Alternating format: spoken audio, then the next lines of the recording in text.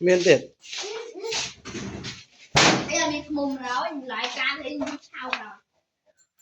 tính mông mà bây giờ hay bây ta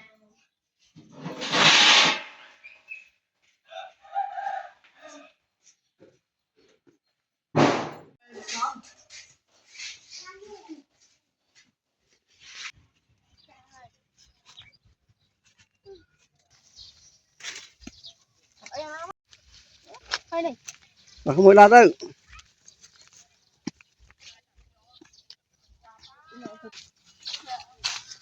tắt trời mai lâu à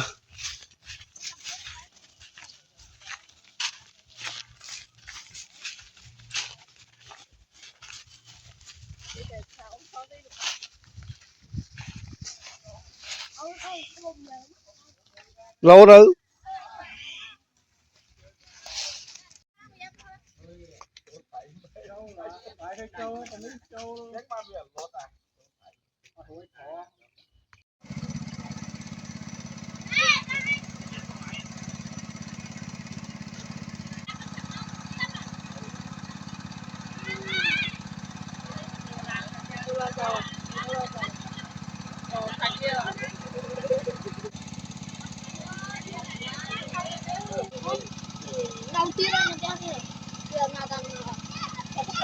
chặt lên xe tê là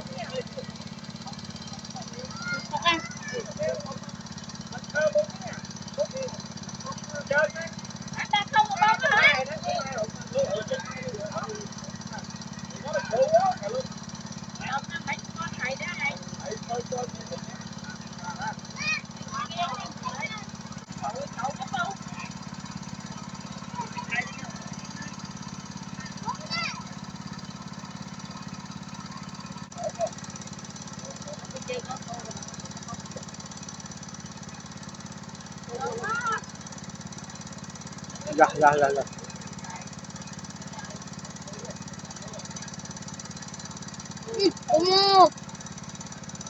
Không mà lại thành ra cho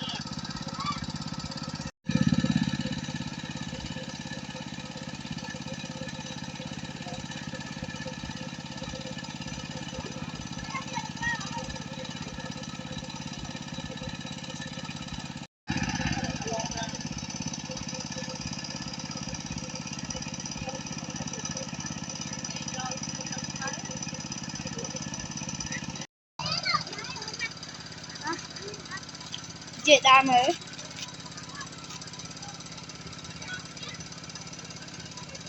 mà ngay mà không mất người nổ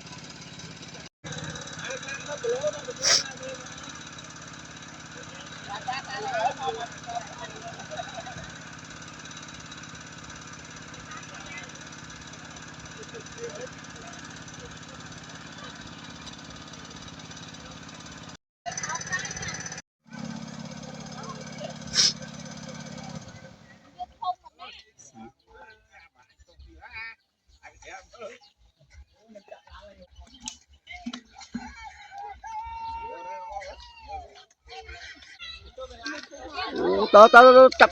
cho ở đây được học anh đây là nó trong ra luôn